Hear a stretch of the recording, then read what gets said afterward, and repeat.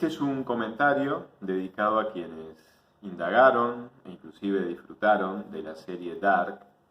una serie alemana en cuyo entramado está la tematización filosófica del tiempo. Ante todo, la tematización del tiempo es una tematización que data de los orígenes de la filosofía, porque la filosofía, como después lo expresó Martin Heidegger, siempre ha mirado al ser y al tiempo. Y el tiempo fue tematizado,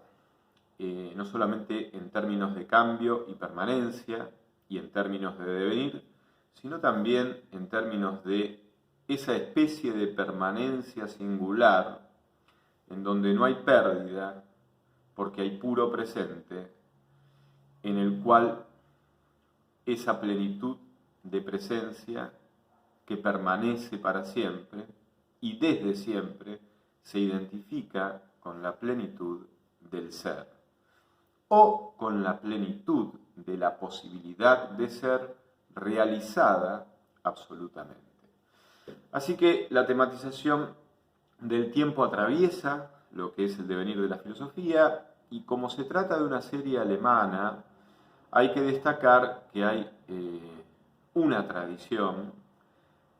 alemana muy fuerte que ha tematizado las relaciones entre el ser y el tiempo, una tradición en la cual aparece, por citar ejemplos, Kant,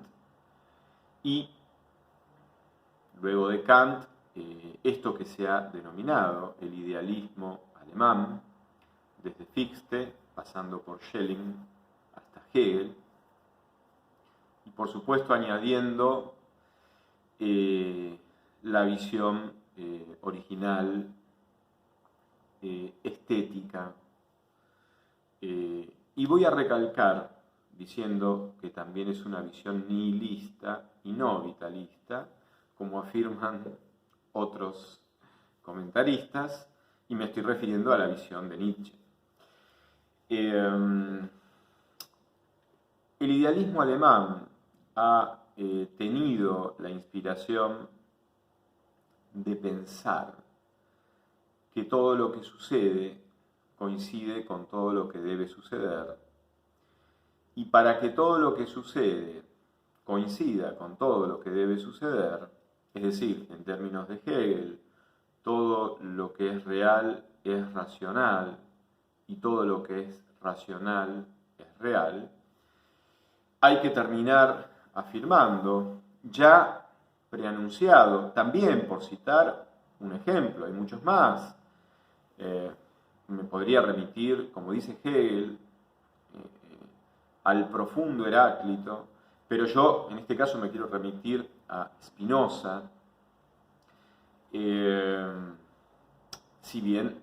el pensamiento de Spinoza es monista y sustancialista, es una base que el mismo Hegel revaloriza e inclusive reconoce en la filosofía de Spinoza como un momento fundamental de lo que Hegel ha innovado desde su concepción tan personal acerca de la dialéctica como lógica que tiene como motor, él dice la contradicción, yo diría más bien la contrariedad, la lucha de opuestos, desde la cual esta dialéctica que se mueve a partir de una lucha de opuestos, y aquí también nos remitimos a Heráclito, se pueden explicar todos los hechos de la realidad, es decir, se puede explicar la realidad como un despliegue de esa dialéctica. Todo eso Hegel lo expone en su célebre Lógica, que no es la lógica formal, que no es la lógica clásica que escribió Aristóteles, sino que es justamente su ontología, pero es una ontología que tiene justamente una impronta intelectualista, en este caso dialéctica, porque justamente si lo racional es real y si la realidad es lo racional, la realidad es el despliegue de la razón,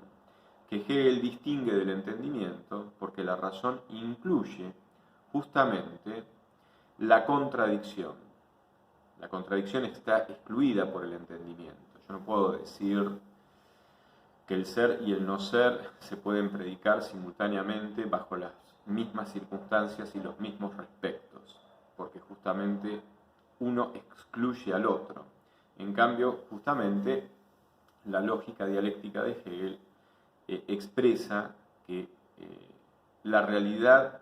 en su devenir es la expresión de la lucha de opuestos que se superan en momentos dialécticos más sintéticos que a su vez entrañarán una nueva batalla de opuestos que se van a sintetizar en un momento superador y ulterior. Entonces, ¿por qué estoy mencionando a Hegel? ¿Por qué estoy haciendo referencia a toda esta visión dialéctica que incluye la lucha de opuestos? Porque justamente la concepción del tiempo que anida en la serie Dark no es la concepción lineal del tiempo, según la cual el pasado, como diría San Agustín, ya no es, porque ya ha sido, y el futuro no es, porque aún no ha sido. Y por lo tanto, el tiempo es el instante presente, que como también dice San Agustín en el libro 11 de sus Confesiones, ese presente es paradójicamente esa instancia del ser que se caracteriza por ser dejando de ser, esa inaprensibilidad del instante, con lo cual, de alguna manera, a partir de esta introducción meditativa con las preguntas acerca del pasado, el presente y el futuro que San Agustín formula, San Agustín está cuestionando la realidad extrasubjetiva, digamos, del tiempo, para poder decir que en realidad una cosa es la sucesión y otra cosa es el tiempo como medida de una vivencia interna que implica la autoconciencia y que por lo tanto también implica la memoria y por lo tanto implica la dimensión espiritual. Solo en el espíritu se conserva el pasado. Por ejemplo, cuando escuchamos una melodía, retenemos las notas, los compases que ya han sucedido y que no están más en la realidad empírica, y las enlazamos con las nuevas notas, con los nuevos arpegios, con los nuevos compases, y por eso trazamos interiormente la línea melódica que en la realidad exterior a nosotros ya ha dejado de existir, porque precisamente los sonidos de las melodías que ya han sonado han dejado de sonar. Entonces, la noción de temporalidad que aparece en la serie Dark es una noción que no es lineal y que afirma que el pasado sigue existiendo en el mismo presente en el cual nosotros estamos presentes, y el futuro, eso que será, también está existiendo en el mismo instante en el cual nosotros experimentamos nuestro presente. Es decir, que en realidad el tiempo es la concatenación simultánea del pasado, el presente y el futuro, en el mismo instante en que nosotros experimentamos lo que llamamos presente. Es decir, en el mismo instante en el cual nosotros experimentamos nuestra presencia. Para esto es indispensable establecer como premisa, casi como principio, que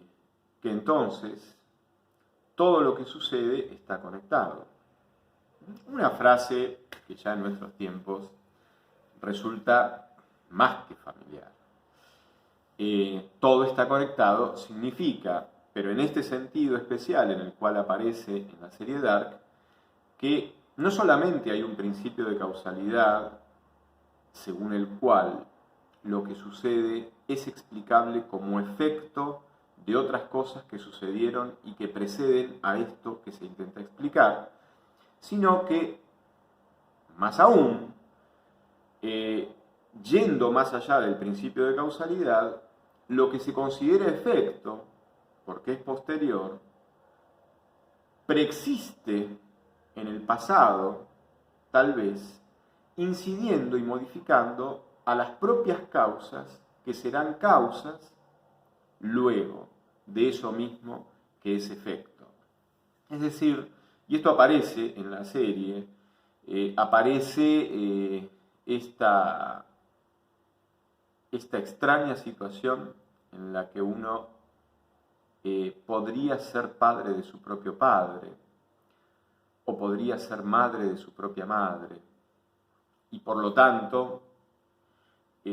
ser madre de la propia madre y ser hija también de esta madre implica que nuestra madre no solamente es madre nuestra, sino que también puede ser nuestra propia hija. Esta reversibilidad del pasado, el presente y el futuro va más allá del principio de causalidad, que en general también se lo suele entender de manera unidireccional, porque esta concepción de la simultaneidad del pasado, el presente y el futuro implica una reciprocidad absoluta, holística, que enlaza todo lo que sucede con todo lo que sucede, o dicho de otra manera, que enlaza cada cosa que sucede con todas las demás cosas que suceden, ya sean pasadas o futuras, de modo tal de que en el fondo es reversible el efecto que cada cosa tiene sobre las demás y las demás sobre esta misma cosa, porque justamente el enlazamiento, el entrelazamiento, la concatenación es absoluta, es decir, es total, es recíproca. Por eso digo que va más allá de la unidireccionalidad desde la cual en general se piensa el principio de causalidad, según el cual, desde las maneras más clásicas de entenderlo, el efecto supone a la causa, pero no puede preceder a sus propias causas. Bueno, en este caso, en esta noción de temporalidad que se esboza en la serie Dark, esto no sucede. Por otro lado, es decir, y esta noción del tiempo desde la premisa de que todo está conectado de manera absoluta y de manera recíproca, está muy presente en el fondo como germen en todo lo que yo mencionaba acerca del idealismo alemán, porque justamente los sistemas idealistas de esto que se llama el idealismo alemán,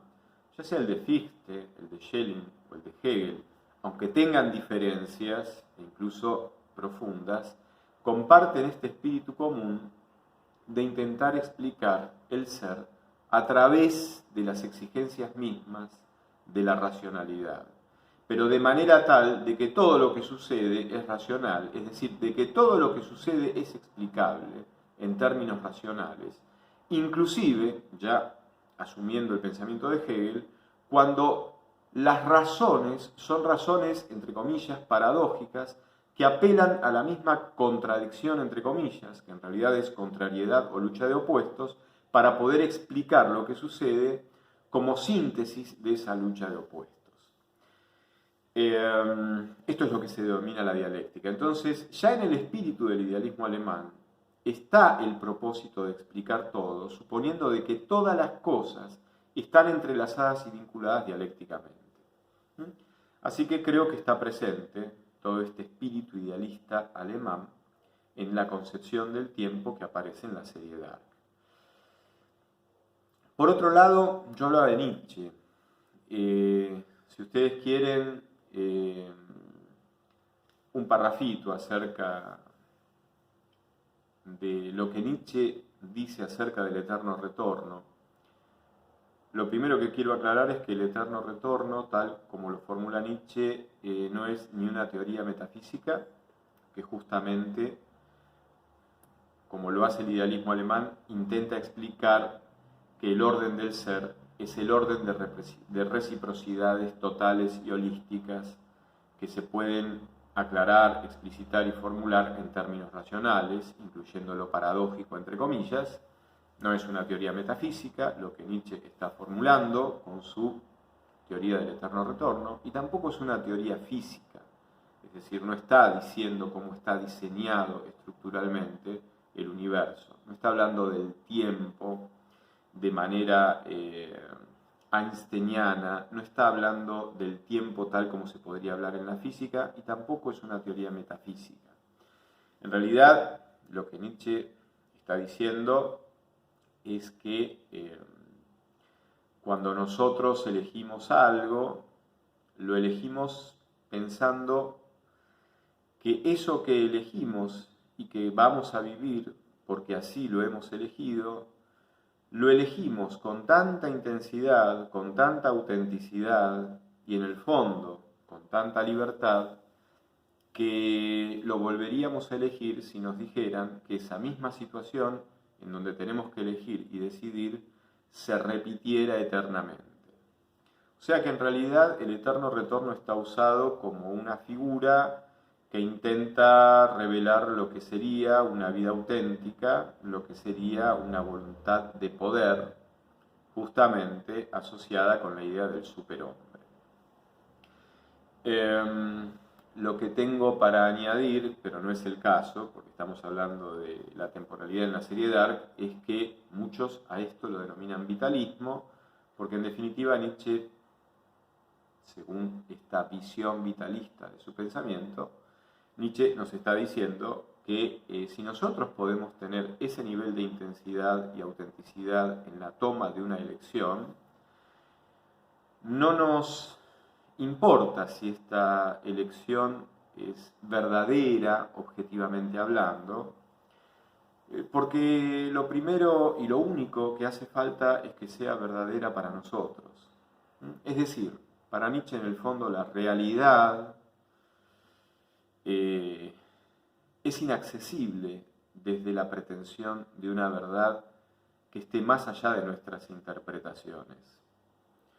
No hay una verdad absoluta, es decir, no hay una verdad absuelta, una verdad desgajada, desatada, desligada, liberada, independiente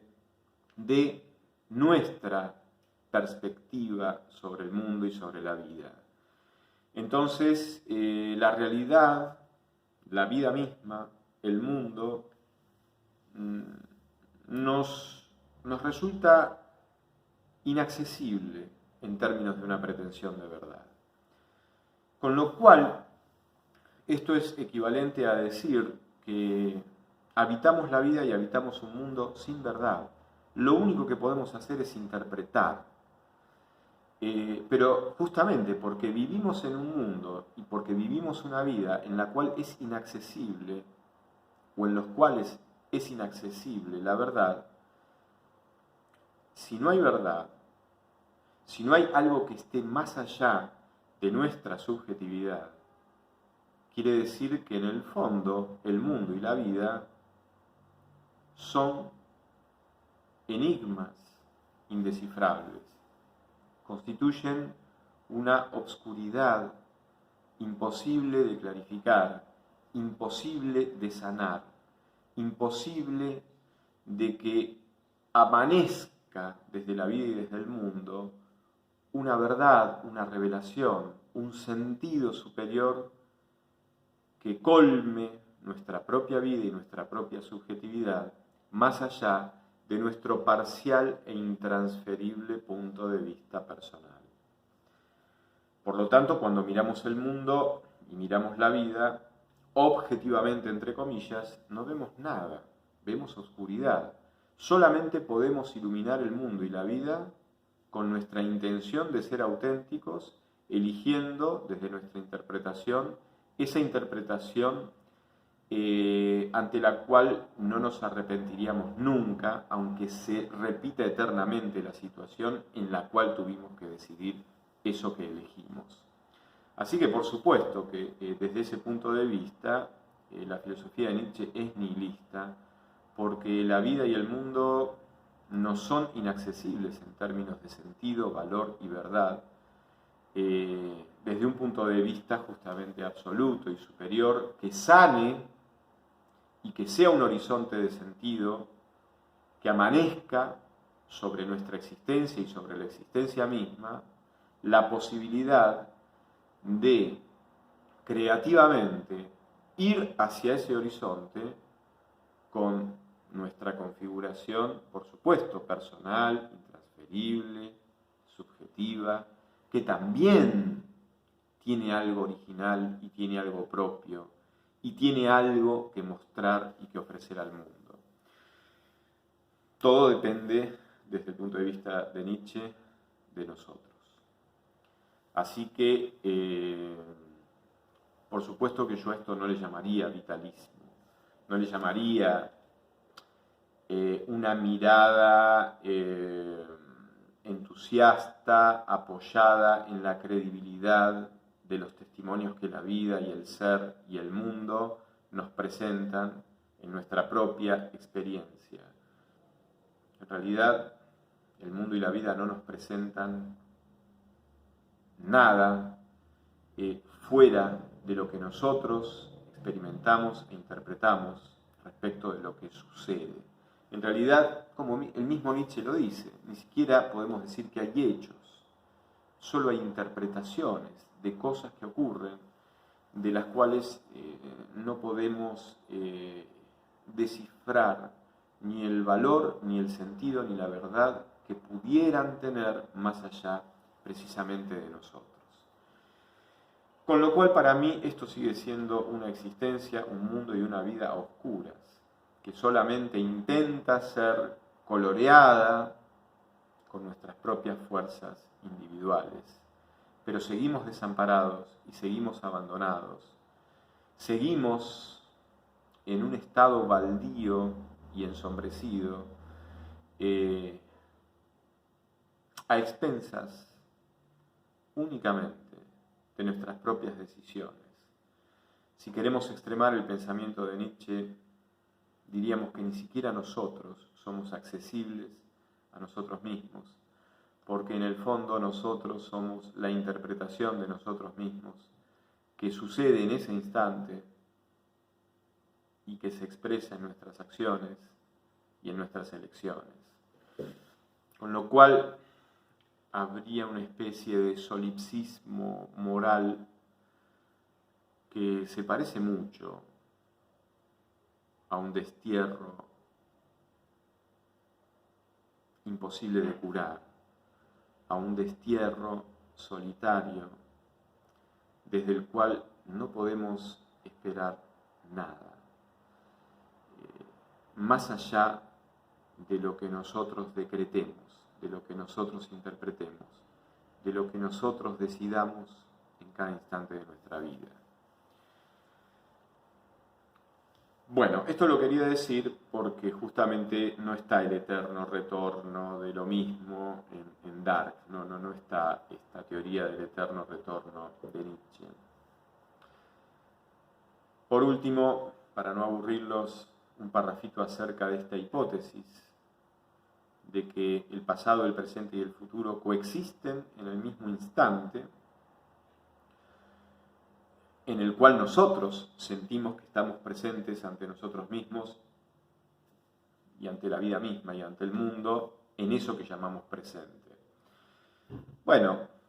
justamente la pretensión de que todo esté conectado, la pretensión de que todo lo real sea racional y la pretensión de que todo lo racional sea real, la pretensión de que todo lo que sucede coincida con lo que debe suceder,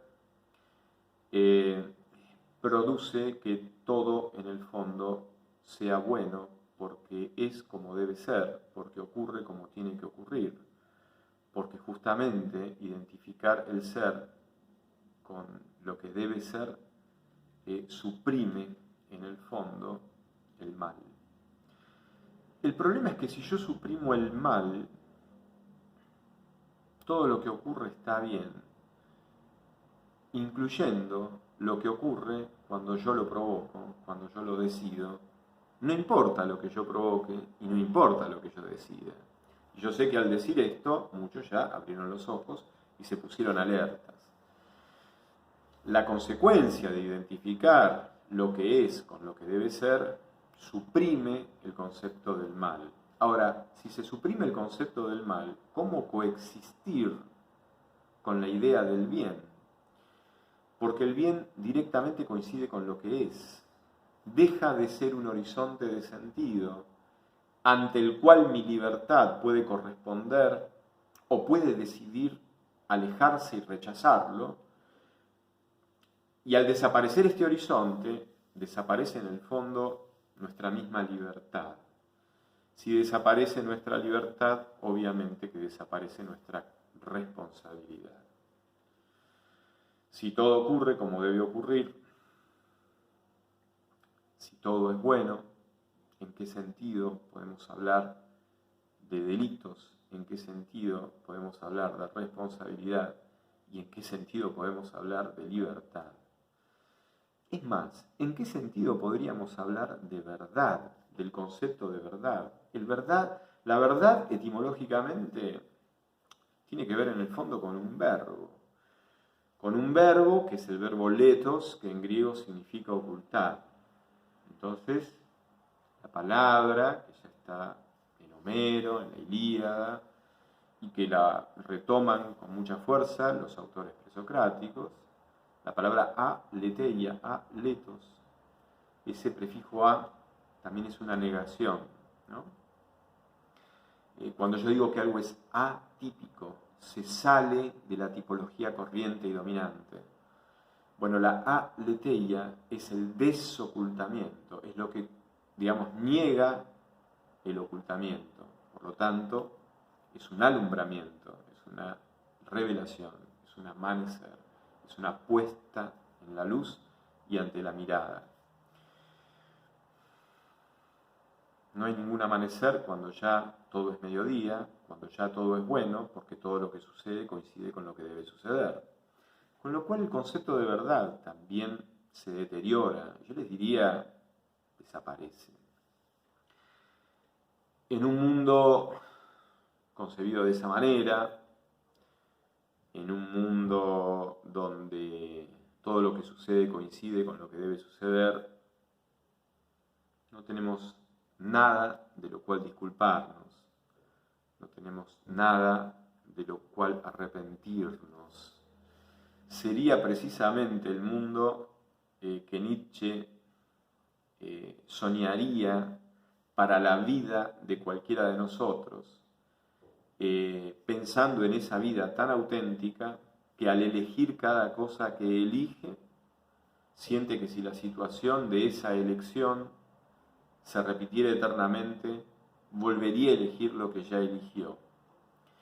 O sea que en un mundo holísticamente concebido, como todo lo que es coincide con lo que debe ser, en particular todo lo que decidimos coincide con lo que debimos decidir, con lo cual se realizaría esta autenticidad en la cual está pensando Nietzsche, con esta intensidad tan subjetiva, tan concordante consigo misma, tan absolutamente conforme a la intensidad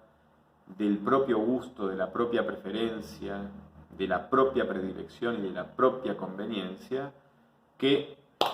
sería la vida perfecta. Estos serían algunos costos o consecuencias de una visión holística de las cosas. Por supuesto que en esta visión holística, muy dominante en estos tiempos, no es casual, digamos, que la serie Dark reaparezca arquetípicamente bajo esta modalidad cinematográfica, haciendo reaparecer estas ideas propias del idealismo alemán y esta idea que tenía Nietzsche del superhombre, que es ese hombre plenamente auténtico, que volvería a elegir vivir todo lo que vivió y decidió vivir, aunque la situación se repitiera eternamente. No es casual porque precisamente estamos en una época en donde el individuo quiere coincidir con la totalidad. Frases del tipo: en ti está todo el poder necesario para liberarte de los sufrimientos, del malestar, de lo que te atasca. Busca adentro de ti, porque nada hay fuera de ti que no esté ya dentro de ti, como tesoro, como riqueza y como poder, precisamente para despertar a tu propio poder, empoderarte plenamente e ir en busca de ti mismo, asegurándote un bienestar imbatible. Para eso es necesario invocar muchas cosas más. Es decir, la pretensión de totalidad del individuo moderno, la pretensión de autocompletitud y autosuficiencia, en el fondo hacen empalidecer notoriamente el significado, el valor de la presencia de un otro en mi vida. A no ser que ese otro justamente sea un otro que se adecue y se alinea sin ningún esfuerzo, sin ninguna intención y sin ninguna expectativa con lo que es mi vida, mi bienestar, mi propio poder y mi propia meta, que no es otra cosa diferente a la plenitud de mí mismo.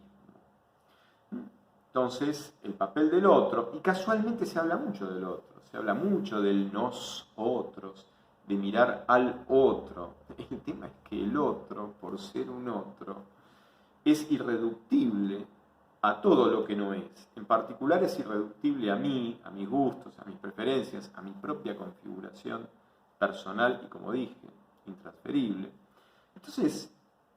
para que un otro quepa en mi vida, evidentemente yo voy a tener que hacer muchos desacomodamientos, soñando y teniendo expectativas amorosas de construir un camino con esta novedad que es el otro, que va a impactar en mi propia identidad y que seguramente, si es un vínculo amoroso, lo cual no significa que no sea trabajoso, que no tenga momentos de desierto y de sacrificio, que no tenga momentos de contradicción y de anonadamiento, que no tenga momentos baldíos o desesperantes. El camino amoroso justamente es amoroso porque es capaz de abarcar todo esto, toda esta obscuridad. Entonces, si realmente yo pienso que un otro puede entrar en mi vida, tengo que disponerme para capacitarme con estas expectativas, con estas intenciones, asumiendo también las propias limitaciones, abriéndome a la novedad que el encuentro con ese otro traiga, y por supuesto que si el camino es amoroso, la intención de permanecer y las expectativas de encontrarnos amorosamente, no importa lo que suceda, tienen que ser las mayores expectativas que mi libertad puede ofrecerle a alguien, de manera responsable y de manera comprometida y de manera libre. Por eso digo que en las visiones como las visiones de Dark, en donde la temporalidad ofrece una reciprocidad ternaria entre el pasado, presente y el futuro, de modo tal de que se implican uno con los demás y por lo tanto se afectan y se modifican entre sí, hay que poner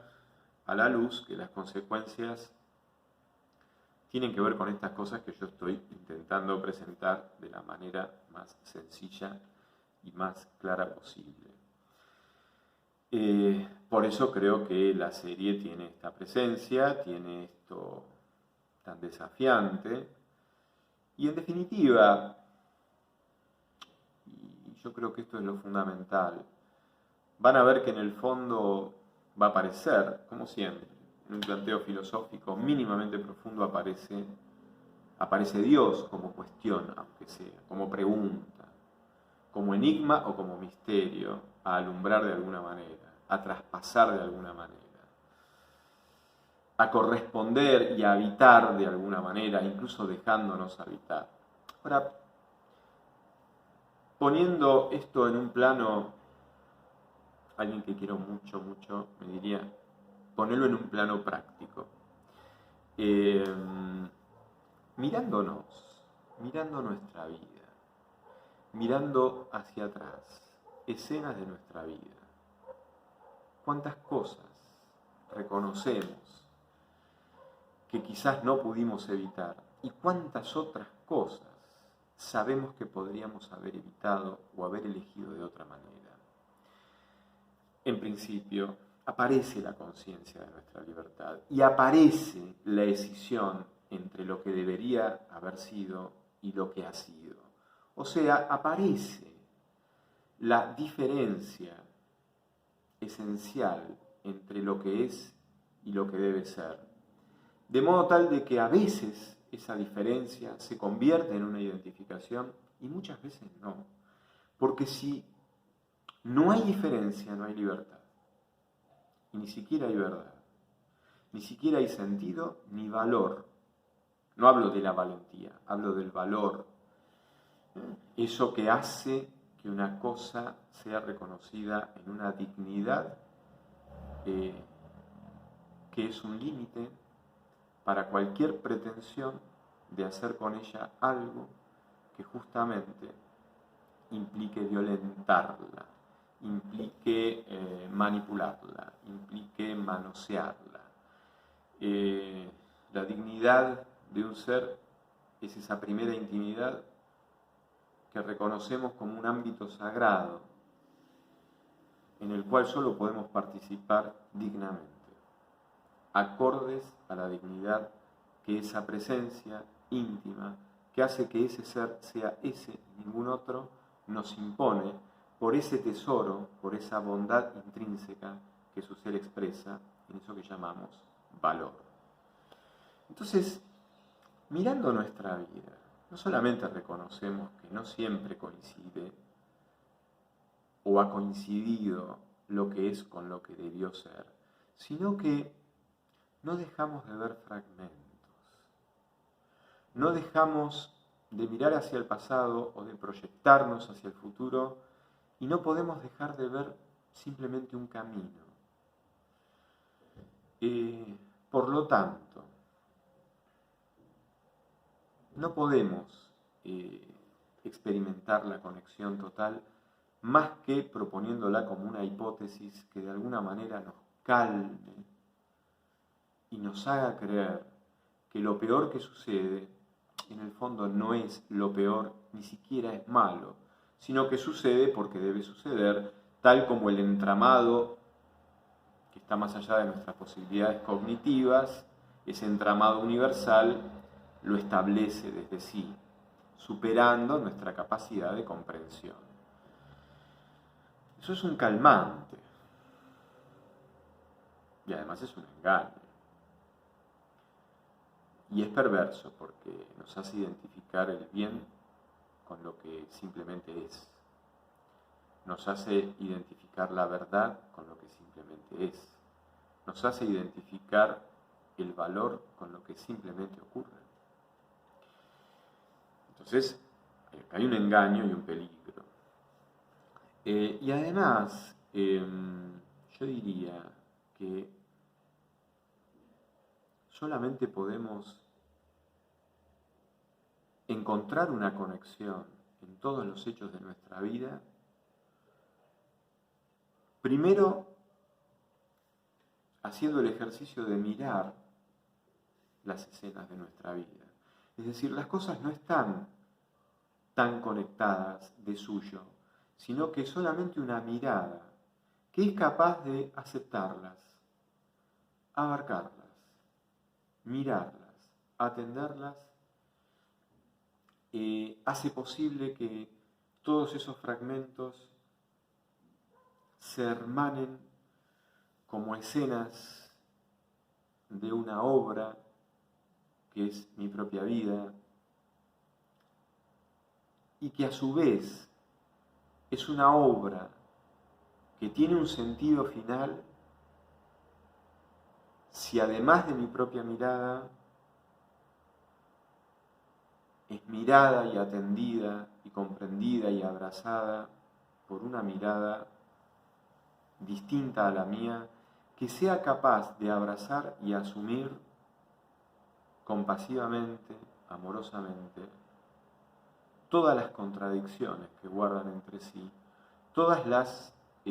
desconexiones, aislamientos y batallas mortíferas que guardan entre sí muchas escenas de nuestra vida con otras escenas de nuestra vida. Es decir, solamente una mirada amorosa puede conectar en la promesa de un sentido final vestigios que son simplemente fragmentos, ensayos, buenas intenciones o malas intenciones, y que sin esta mirada compasiva y amorosa se perderían como abortos de intenciones que han querido ser autosuficientes y que han creído que eran en sí mismas totalidades poderosas.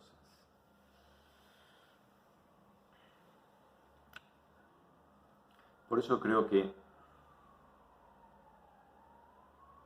la conexión, la verdadera conexión entre los seres, entre los hechos y entre las cosas, necesita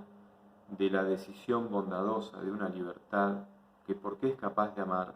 es capaz de abarcar, entrelazar, comprender, hermanar, hacer perdonar, buscar la paz, darse a sí misma como ofrenda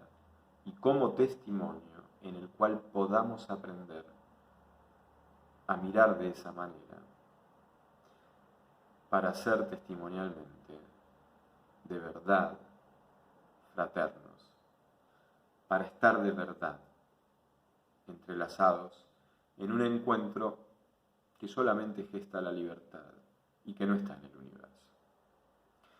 Bueno, espero, amigos, que no se hayan aburrido. Ya son 42 minutos, 41 segundos, y quizás para algunos de ustedes esto es demasiado. Espero encontrarnos nuevamente y gracias por la atención, por la disponibilidad. Que tengan un lindo sábado, un lindo fin de semana.